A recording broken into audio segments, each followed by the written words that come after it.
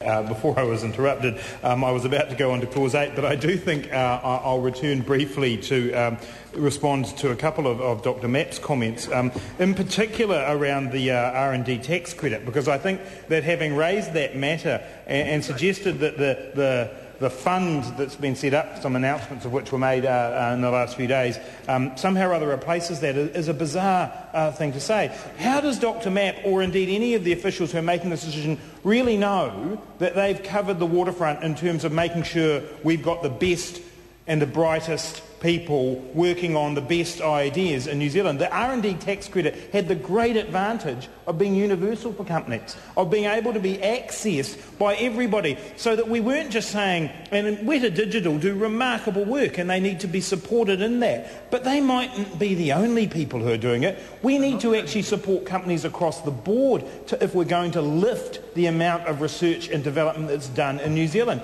And it's no coincidence that other countries in the world use a universal style tax credit because they want to encourage all companies to invest in research and development, and the opposite. They don't want to see companies go overseas because that support isn't there. And that's one of the great risks of moving away from the tax credit approach, is that the Australians retain a tax credit and that the incentive is now there for people to go overseas. So it's all very well to say that a fund's been established and we're finding the people who are going to be, lead us into the future. What about the new companies? What about the start-up companies who really need that support and they don't now get it because winners have been picked by the Minister or the Minister's officials? And I just think the Minister raising that now really drives home to us why this bill and why part one of this bill really, while it's relatively anodyne, actually doesn't take us anywhere, because those good initiatives of the Fifth Labour government have been undone by the Minister. The second thing that the Minister said that I want to refer to was that he went through,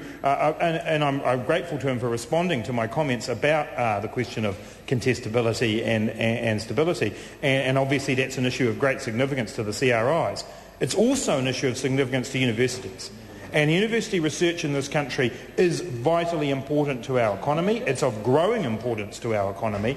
And there is concern among some of the university researchers about how they relate to the CRIs, how they actually are able to work with them. Are the systems in place within the purposes and the criteria laid out here in Part 1 for universities and CRIs to work together? University researchers are very well aware that their job is to get into those contestable areas and try and get the support, and they do have the PBRF as an underlying piece of stable funding. But it's very important for them to know that they are regarded as being part of that research sector and encouraged. So I'd encourage the Minister in talking about that to ensure that universities are mentioned.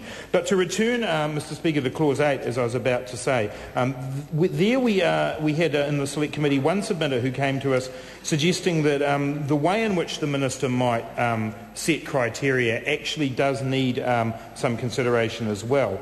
And the question really was whether the Minister should be setting this on a yearly basis, an annual basis, or perhaps with a slightly more arm's length approach by moving out to some kind of policy statement that might set the criteria, and then the frequency of the perhaps not being more than every 3 years. Now again, the committee looked at this and felt that that it was okay for the criteria as they're listed, or the approach as listed in Clause 8 to continue.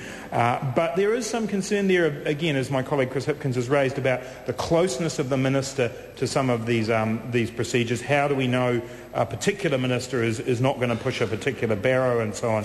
And that was an issue that was raised under Clause 8, and I think, again, if the Minister wants to take a call and advise us about how he feels he's going to implement Clause 8, because when this bill passes for a brief period of time anyway, it will be his responsibility to do that.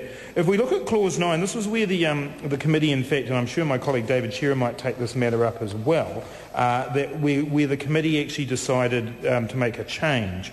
And that's because we were concerned about the way in which proposals could be referred to the boards and how the boards would be able to make decisions on those matters, because it was quite clear that for the boards to be independent, for them to actually be able to give a proper assessment that isn't directed entirely by the officials or entirely by the minister, they actually would need their own sources of information, and that quite clearly was something of great concern to us.